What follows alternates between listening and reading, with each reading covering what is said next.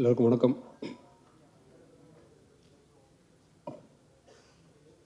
இந்த படத்தில் பெரியவனு என் ரஹ்மானே அந்த சாங் நான் எழுதியிருக்கேன்.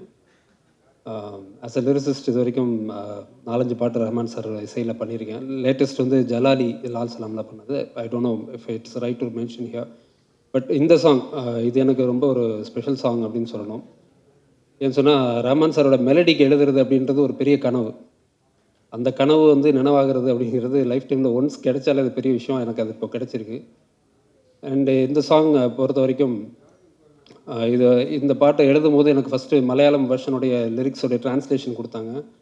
பட் அதை பார்க்கும்போது எனக்கு அந்த அளவுக்கு அதை ரிலேட் பண்ணிக்க முடியாதனால விஷுவல்ஸ் சாரோட ஸ்டூடியோவில் போய் கேட்டு பார்த்தேன். அந்த பாட்டிலில் ஃப்ளூட் வச்சுட்டு ப்ளே பண்ணுற அந்த கிளிப்பு பார்த்தேன். அதை பார்த்ததுக்கப்புறம் ஒரு விஷயம் நான் துவக்கத்தில் எழுத துவங்கும் போது எனக்கு சொல்லிக் கொடுத்தவங்க சொன்னது, எந்த ஒரு பாட்டாக இருந்தாலும் அந்த மெட்டே வந்து அதுக்கான சரியான சொற்களை கொடுத்துரும், வார்த்தைகளை கொடுத்துரும் அப்படின்னு எனக்கு ஒரு மென்டர் ஒருத்தவங்க சொன்னாங்க. அதே மாதிரி இந்த சாரோட பாட்டில் இந்த இசையில் வந்து இந்த இசை வந்து எனக்கு தேவையான சொற்களை கொடுத்துட்டே வந்தது. அதெல்லாம் கொடுத்தது அதை வச்சு தான் இந்த பாட்டை நான் எழுதியிருந்தேன். இதில் வந்து நான் எழுதும்போது இதில் ஒரு சரணத்தில் வந்து கண்ணுக்குள் ஏறிய முள் கனவோ அப்படின்னு ஒரு வேர்டு எழுதியிருந்தேன். லாஸ்ட்டாக சார் அதை ஃபைனலைஸ் பண்ணும்போது சொன்னாங்க, அவ்வளோ டார்க்காக வேணாம், அது வந்து கண்ணுக்குள் ஆடிடும் பொய்க்கனவோ அப்படின்னு நான் அதுக்கப்புறம் மாற்றினேன். அதுக்கப்புறம் மாற்றினதுக்கப்புறம் இன்றைக்கி இந்த பாட்டு ஸ்பாட்டிஃபைல வந்துடுச்சுன்னு சொல்லி ஃப்ரெண்ட்ஸ்லாம் லிங்க்கில் அனுப்புனாங்க. அனுப்பும்போது தான் கேட்டு பார்த்தேன். கேட்டு பார்க்கும்போது அது வேறு ஒரு லெவலுக்கு போயிடுச்சு சாங். எமோஷ்னலி மியூசிக்கலாகவும் அந்த லிரிக் வந்து ரொம்ப என்ரிச் ஆயிடுச்சு. அந்த மாதிரி ஒரு விஷயம் பண்ணாங்க. பிளெஸி சாருக்கு என்னுடைய personal thanks. And Prithviraj sir, உங்களுடைய மொழி படம் என்னுடைய ஆல் டைம் ஃபேவரட். ஏன்னா அந்த படத்தை வந்து எத்தனை வாட்டி பார்த்துருக்கேன்னு தெரியாது. It's my all time favourite. And second time Snehan சாரோட அந்த ஸ்டேஜ் ஷேர் பண்ணிக்கிறேன். முன்னாடி லால் சலாமில் அவரோட ஸ்டேஜில் இருந்தேன், அதுக்கப்புறம் இப்போது. அண்ட் இந்த மூவி பற்றி சொல்லும் போதே சொல்கிறாங்க, சர்வைவல் அட்வென்ச்சர் அப்படின்ற ஒரு ஜானரில் ஃபிக்ஸ் பண்ணுறாங்க. Survival is itself an adventure. நம்ம எல்லாருக்குமே ஒரு அட்வென்ச்சரில் தான் போயிட்டுருக்கிறோம் லைஃப்பில். And until we reach our goal, the whole life becomes a desert where we have to strive through everything அப்படின்றது தான் நம்மளோட லைஃபோட மீனிங்காக இருக்குது. எனக்கு இன்றைக்கி அந்த டெசர்ட்டை விட்டு வெளியே வந்த மாதிரி இன்றைக்கி லைம் லைட் முன்னாடி நான் வந்திருக்கிறது எனக்கு இன்றைக்கி ஒரு ஜீவிதம் கிடைச்ச ஒரு மொமெண்ட் இது. Thanks to God and thank to everyone who has given me this opportunity. Thank you so much. Our award director, Blessy sir, please to share few words, please.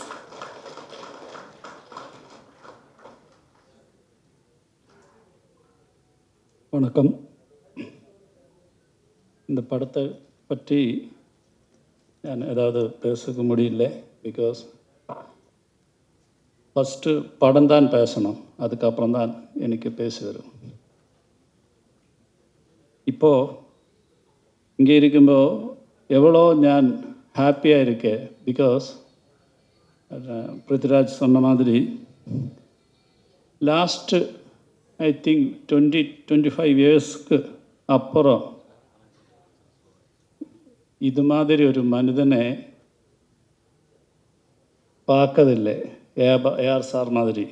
കാരണം நம்ம ஒரு കേരളാവിലെ ஒரு சின்ன ஸ்டோரி அவங்ககிட்ட சொல்லும்போது என்னோட மைண்டில் இந்த கேரக்டரோட டெப்த்து தான் எனக்கு இருந்தது.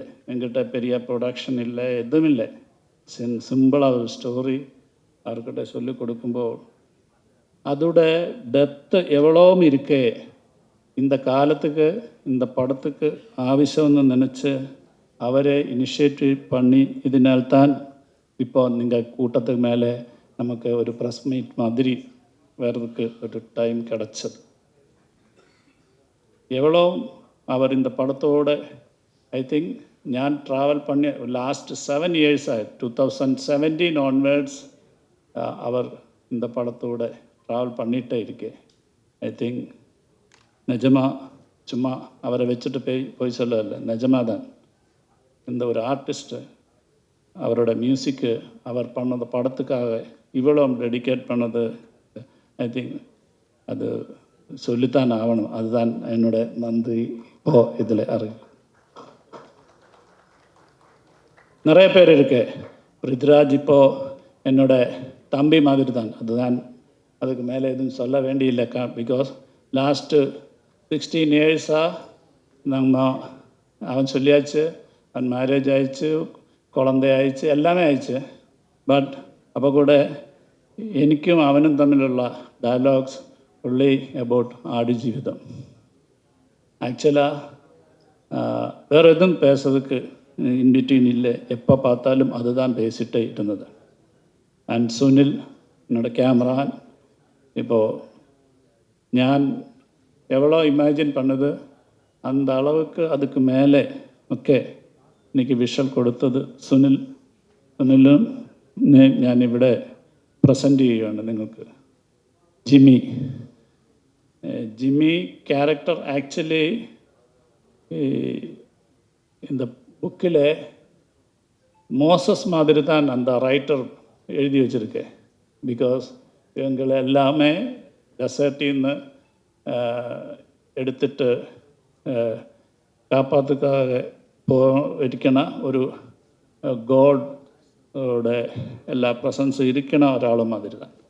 அதுக்கு அவரோட ஃபிசிக்கு, அவரோட ப்ரெசன்ஸு, அவரோட ஸ்மைலு உங்களுக்கு தெரியல, எவ்வளோ பியூட்டிஃபுல் ஸ்மைலு எல்லாமே அந்த கேரக்டருக்கு ஒத்து வந்தாச்சு.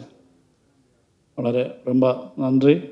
இந்த படம் கேரளா மக்கள் மட்டும் இல்லை, இது மாதிரி சர்வைவல் நம்ம சவுத் இந்தியாவில் நிறைய பேர் கல்ஃபில், சிங்கப்பூரில், மலேசியாவில் எல்லாமே போய் ரொம்ப ஆൾക്കാർ വലിയ അച്ചീവ്മെൻറ്റ്സ് എല്ലാം பண்ணி വലിയ പണമെല്ലാം സമ്പാദിച്ച് ഇരിക്കുന്നവരെ மட்டும்தான் നമുക്ക് தெரியும். பட் நிறைய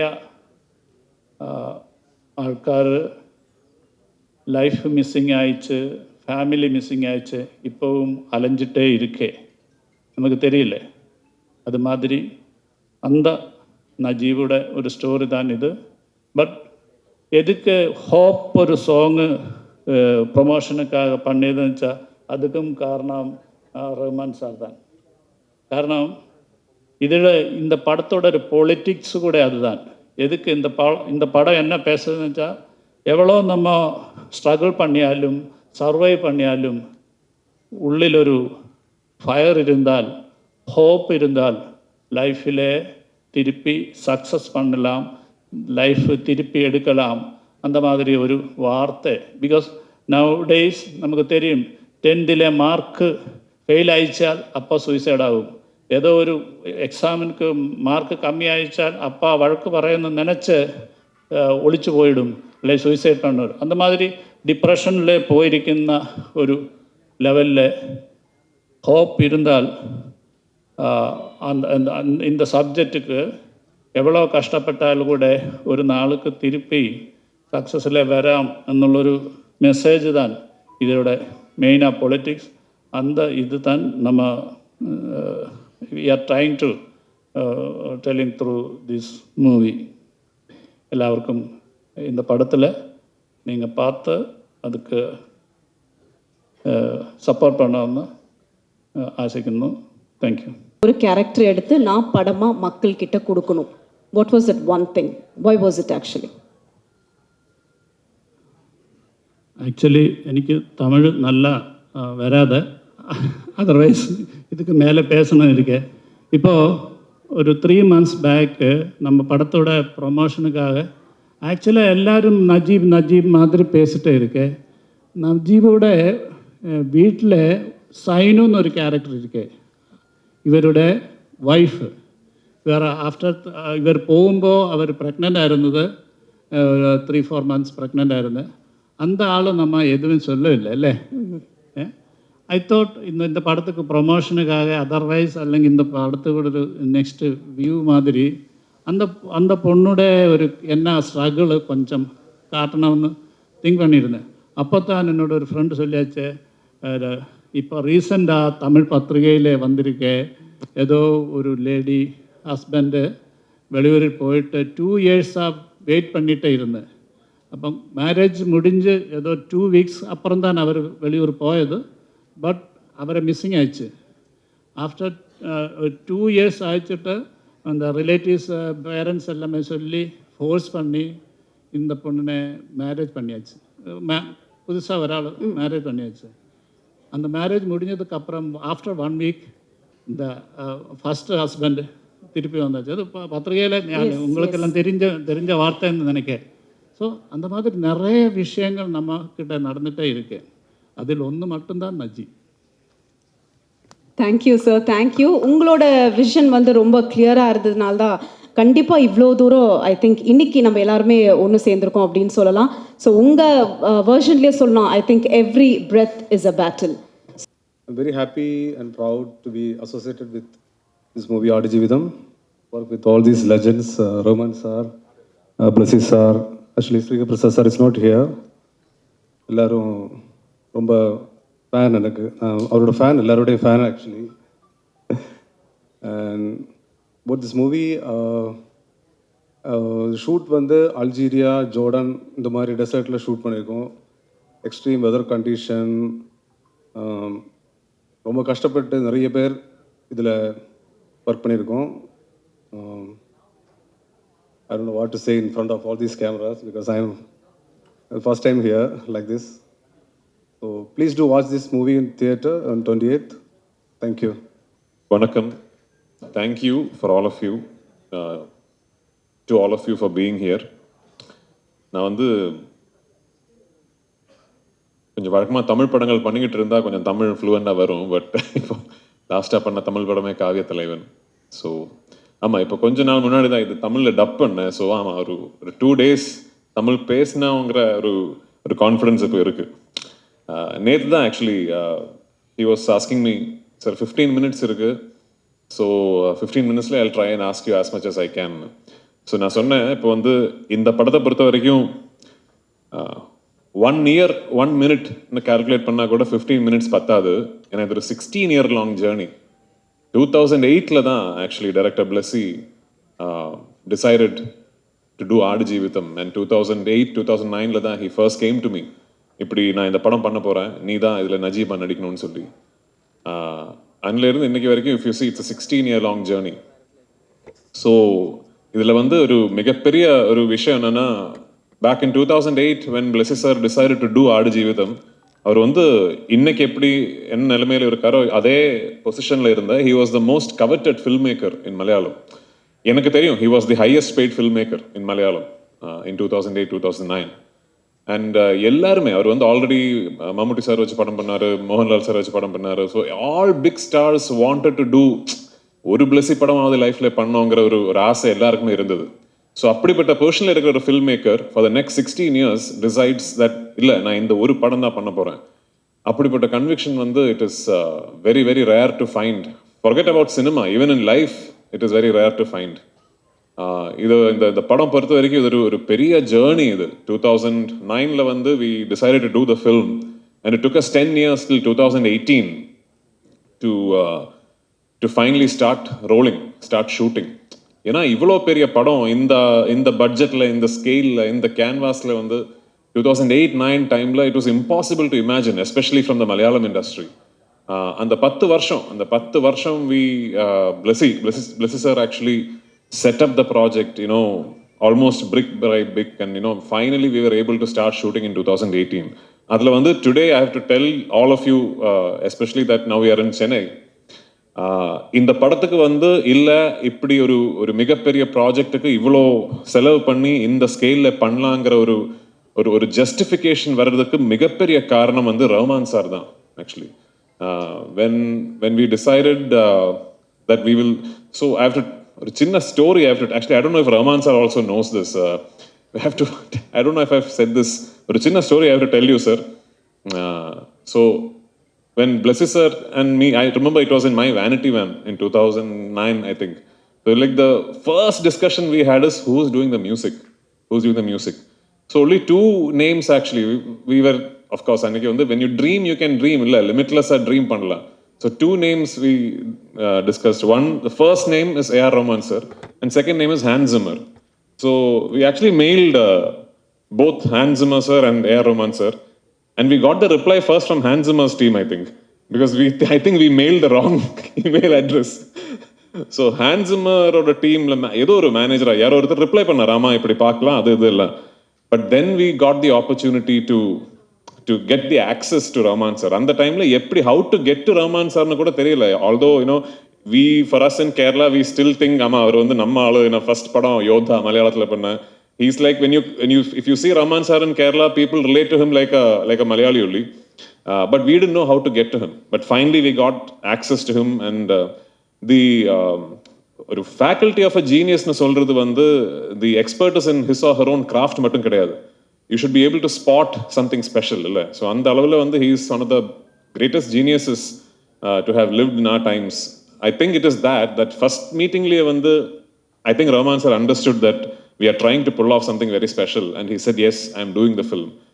Rahman sir oda பேர் வந்து when it got associated with the project is when suddenly the film, you know, even in Kerala அந்த டைம்ல ஏஆர் ரஹ்மான் பண்றாரா, ஐயோ அப்போ அந்த லெவலா படம், அந்த ஸோ அந்த அப்படிப்பட்ட ஒரு டாக் வந்து it really helped us a lot during the setting up stage. So I have to take this opportunity to thank Rahman sir for showing the faith and the trust in this project, and more importantly in Blessy's vision.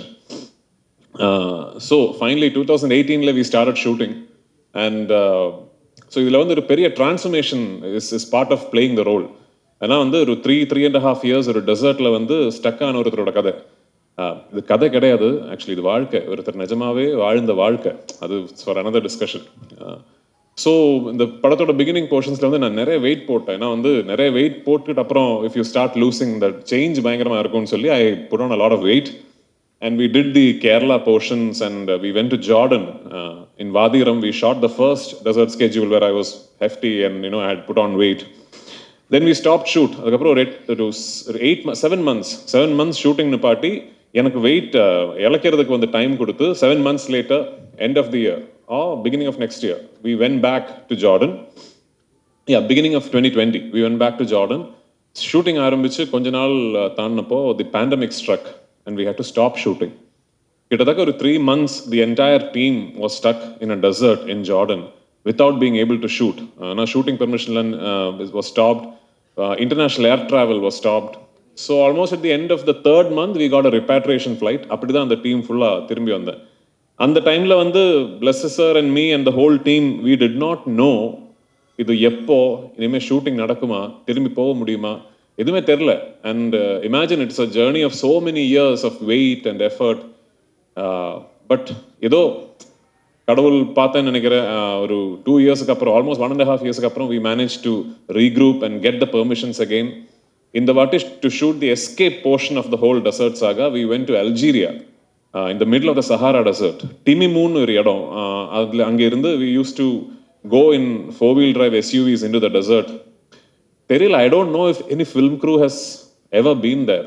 I think it should be next to impossible.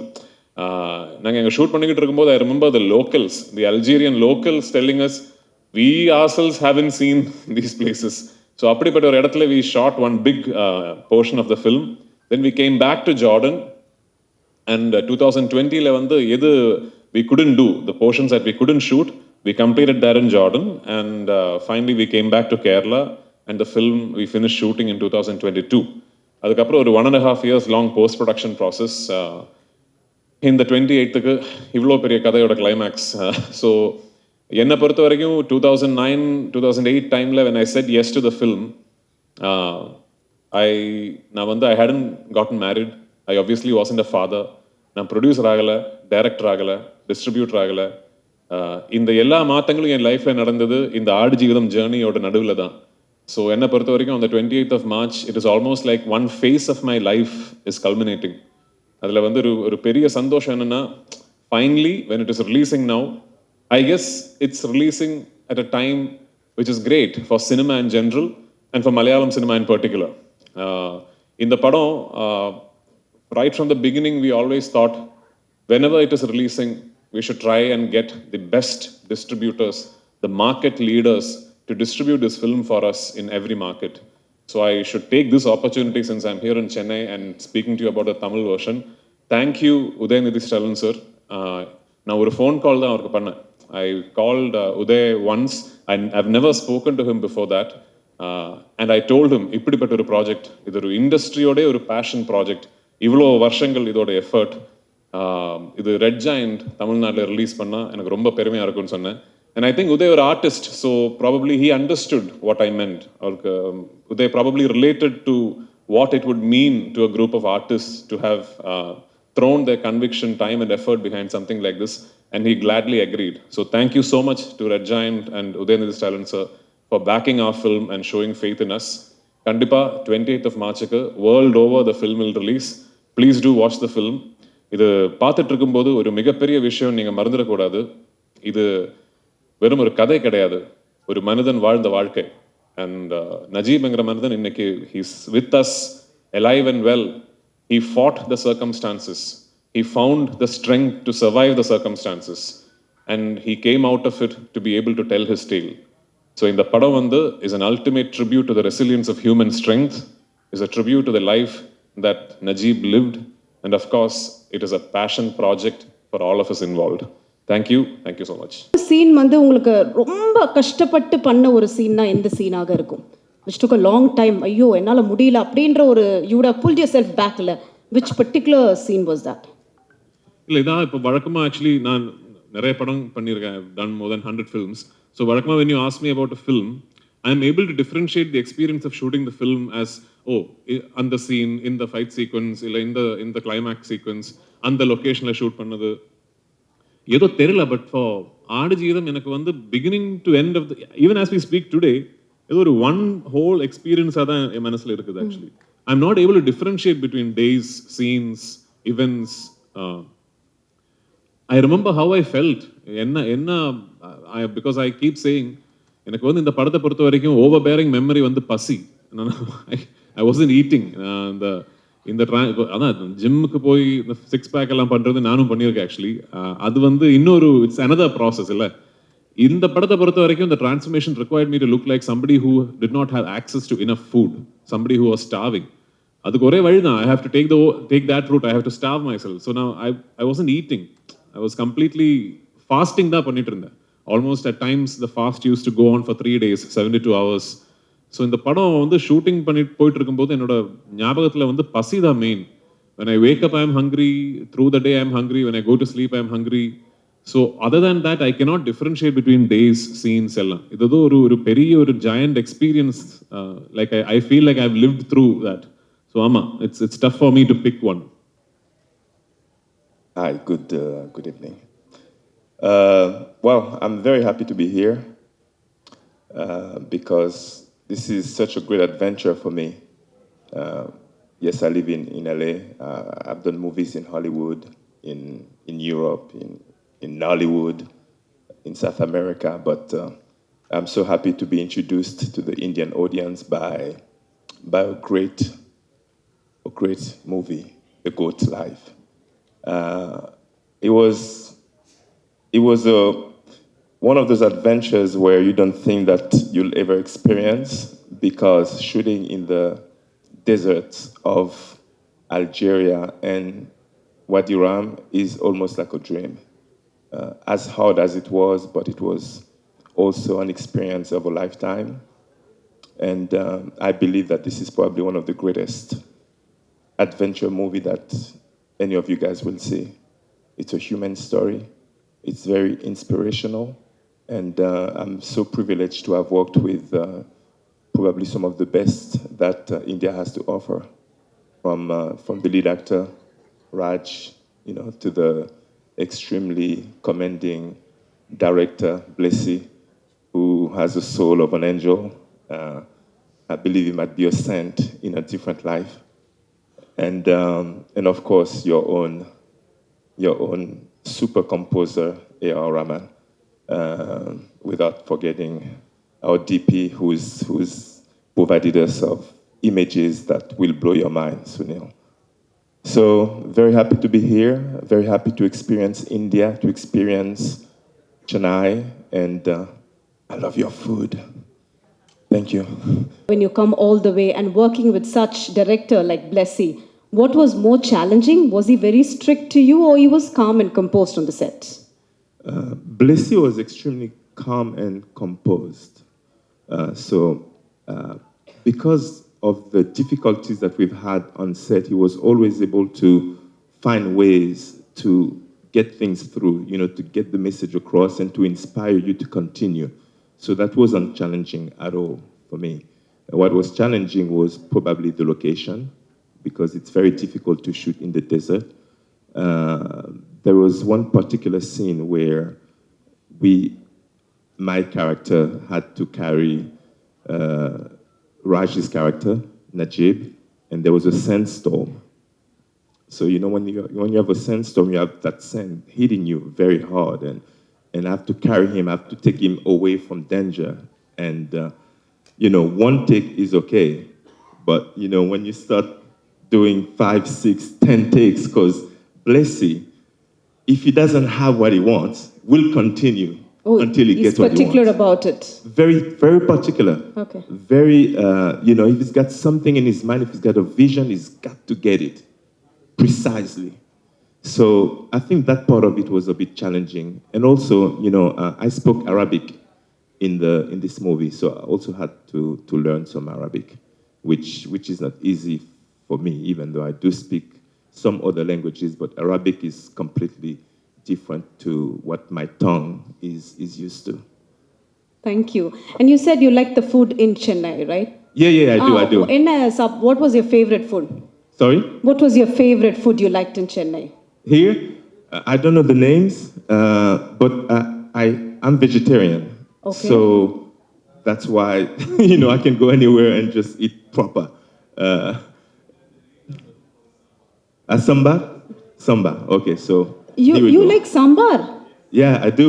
You don't worry, Jimmy. I will make good sambar for you. Huh? Are you going to cook for me? Yes, I'm a Hey, good cook. I have witnesses.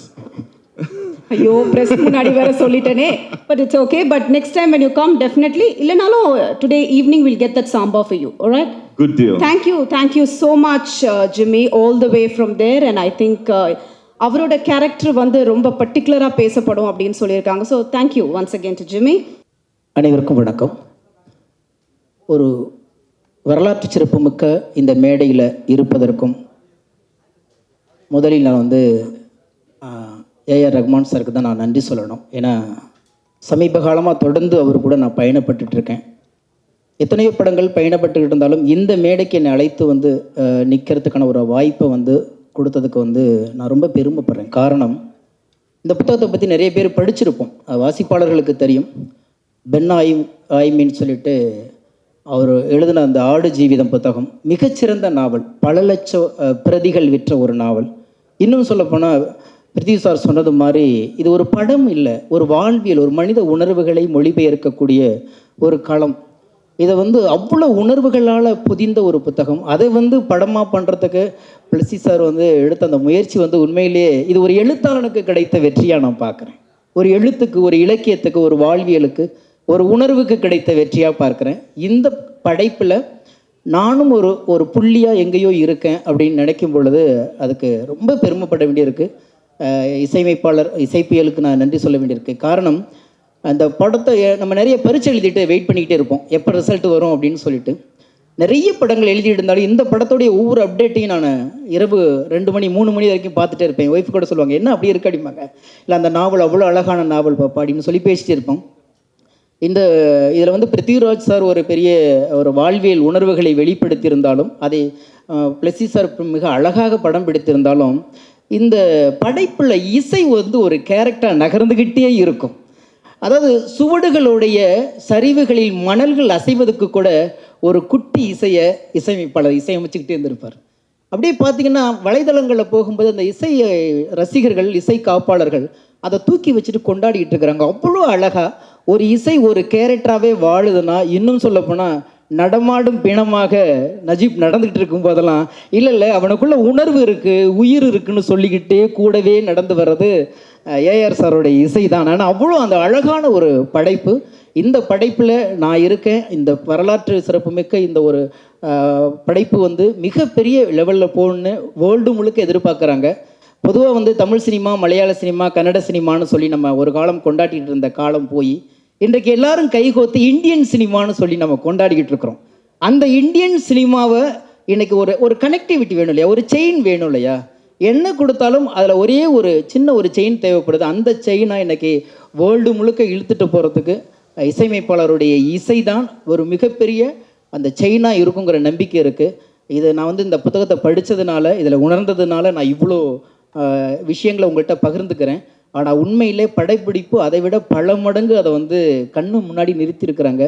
நீங்கள் பாருங்கள். ஆனால் இந்த மாதிரி படைப்புகள் தான் கொண்டு போய் சேர்க்கும்போது நம்ம இந்திய சினிமாவுடைய தரம், நம்மளுடைய மானுடத்துடைய உணர்வுகளை மொழிபெயர்த்திருக்கிறது.